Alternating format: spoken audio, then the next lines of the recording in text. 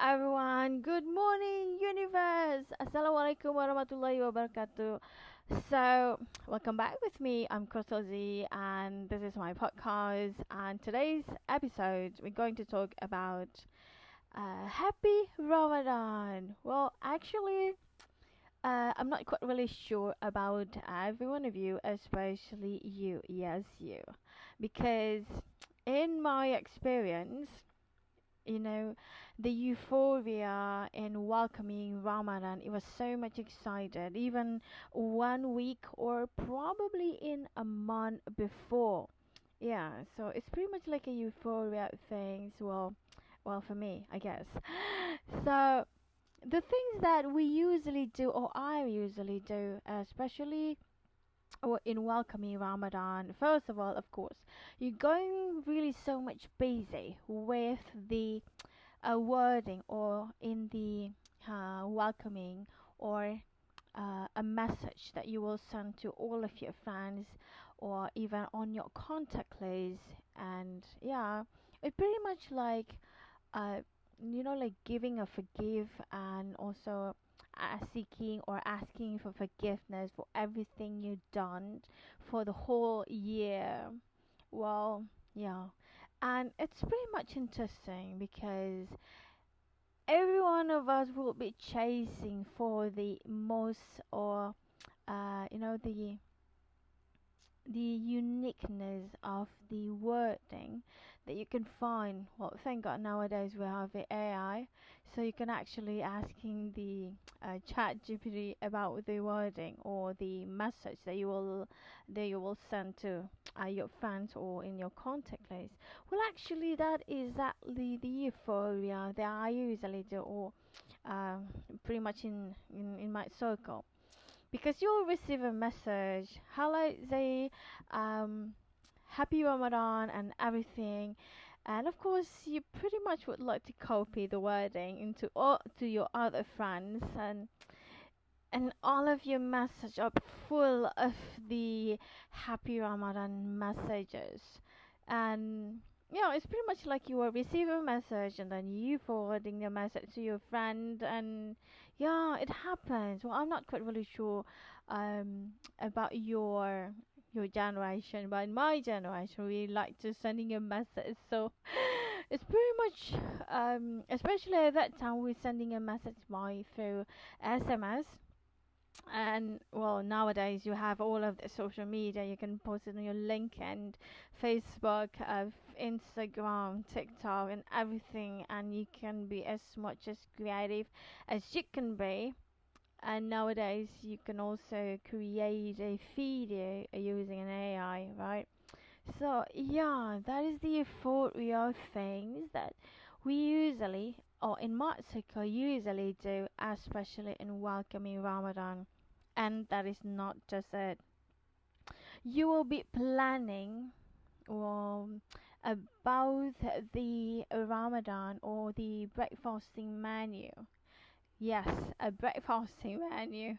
So you already prepare it a month before. Like for instance, in a daily basis we have 30 days, right? So probably 29. So you could have imagined you already made a list of your favorite or your breakfasting or your sahur menu in order to make your body keep healthy. And that is not just that, you need also to adding a vitamin and also a medicine, especially if you have pretty much like eating disorders and you need support from the medicines, especially if you have a gastric things in your stomach. And yeah, so the first one is about euphoria, about the message, and the second is about all of the menu of your sahur and also your breakfasting. And the next one is about your schedule of breakfasting.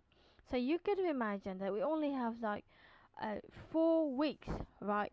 So in those 4 weeks, you would probably making a schedule of when you are breakfasting with your families, like family gatherings, and also with your friends and with your colleague, with your community, and there would be a lot of schedule that you will need to prepare. And also you need to prepare of your pocket as well, or probably your wallet, because you will need to spend more, because you will probably going out for almost every day if you have the schedule, of course. So what else the euphoria? Well, actually there will be a lot of things, and let me think.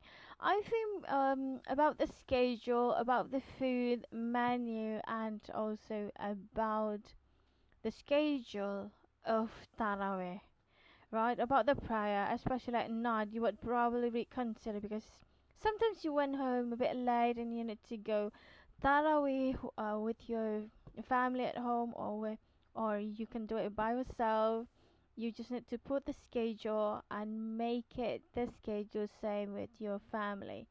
and and of course, on the weekend, you will probably make a schedule of which mosque that you will go for your prayer, right? Sometimes you would probably the nearest mosque that you can find in your area, in your surrounding, or in your residence. And the other part of the world, you would find a farther, right? So pretty much like the 10 last 10 days, people will need to go like itikaf at the mosque, and you are probably having a chance to go more sacred mosques. Is pretty much like Istiklal, or um, another mosque that have a lot of people around, and you can go pray all together. And most people do that on the last 10 months. I mean, the last 10 days. And then what else? Of course, in the next, the first 2 weeks, you will be struggling in order to make it used to, or make it familiar with this fasting, especially about the food, about your digest, your stomach, and everything. And the next 2 weeks, that is the reason why in the first 2 weeks, all of the mosques will be really, really crowded, right? So you probably so much difficult to find a place. But however, in the next 2 weeks, the last 2 weeks before it reach Eid al-Fitr, the place in the malls will be more quiet, because all of the people will go to the mall. They will go hunting for a new clothes, a new shoes, a new hijab, a new, yeah, all of the things are need to be new. Well, exactly. Well, actually, it's pretty much more about to traditions rather than to religions, right? I mean, rather than to your beliefs. Well, I don't think we need to buy new clothes you know, every every time. Well, actually, before Eid al-Fitr, it's really important that you will get a good clothes, especially on Eid al-Fitr. There will be a gathering with all of your big family, and you would probably being terror by all of your family relatives. Like for instance, if you already reach above 30 and you're still single, they will be asking the same question for every Eid al-Fitr celebration, especially if you did or do the open house, because you are the first son in your family. The older or senior will come to you because you're the first family, and then they will ask the same questions every year when you will get married. When exactly that you will get married? Well, obviously I will not going to be answered with burden. Of course, I would just like, everything already been settled. I just need to find my broom, right?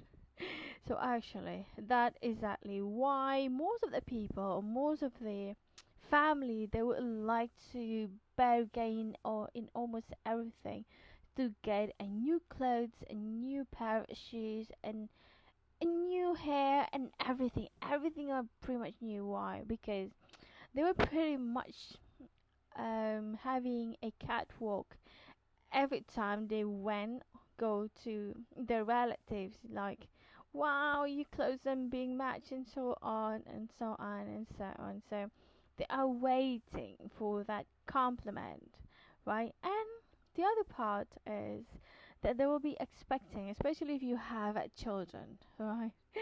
So you will be expecting, like in Chinese, you would probably heard ang bao, but in yeah, most of the Ramadan, or most of the Eid Fitr or the gathering, the family will give you a certain of, it's pretty much like a not a coupon, but they will hiding it, a new brand money, you know, and they will put it in the envelope, and with all of the design and creative and saying happy Eid al-Fitr to all of your relatives, especially if they are younger, and not saying if you are still single that you will get it soon. No, of course, if you already have a work, you're not going to be receiving those envelopes because they will go to the children, like your nephew or your niece or your cousins, and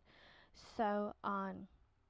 So of course, you will get a new brand of face if you wish, and then you will, yeah, of course, you are preparing all of those change in order to give the brand new money. And most of the Indonesian, most of the my circles, they will go to the bank before Eid al-Fitr, pretty much like 2 weeks before it, and also convert all of their money into the more brand new, like you receive it from the bank, and with all of the small fresh money, and also the series of the money is pretty much still intact, and also um, what we call it, it's pretty nice, it's all impact because it is new money, and yeah, you can smell it. The smell of a new perfume of a new brand money that you took it from a bank that you already converted. Well, yeah, so there would be a lot of euphoria that you need to prepare, especially in Ramadan, and also you might right now or before it are waiting, especially in the close, because sometimes we have two dates right in starting our Ramadan. It will depends on the certain of the community, and the other part is based on the government. So which one are you? Are you following the government, or are you following the the faith or the community of your religion? Yeah, because sometimes people are tend to continue, or they will just follow which one is the less or the fastest route to reach your Eurofitra, right? So for instance, you will go for a lot for the government, um, see, for the government, and also, but at the end or in starting the Ramadan. But however, on the Eurofitra, you will go follow for the first one, who will reach the Eurofitra first. So it's kind of a bit, yeah, well, it happens. It's probably because of the traditions, because um, we are so much enjoying it into the euphoria things. So I think that is all of my sharing about this episode about how or what is your welcoming Ramadan culture in your family or in your surroundings or in your environment, because each area, each circle, and each environment will be totally different. And it's not, I'm not even mentioning about the office, right? So I'm not quite really sure if you are decorating your office, and there is also a competition in my office that we need to decorate, and the price is really nice, but I'm not quite really sure if I can do that. So yeah, so we'll see. Let's see. So thank you so much everyone for listening. I hope you are enjoying and listening this podcast. And I hope this information are giving you the benefit or more information about the Ramadan culture in my area in Jakarta. in West Jakarta precisely. And yeah, so thank you so much for listening. I hope you enjoy, and you can also share in this podcast if you are answering, if there's any Q&A, or even you can also sharing it with your own style and make a podcast, and you can just mention it on your in my comment. So thank you and happy Ramadan, everyone. So stay safe, keep healthy, and we'll see you on our next episode. Thank you. So bye bye. Wassalamualaikum warahmatullahi wabarakatuh. Annyeong.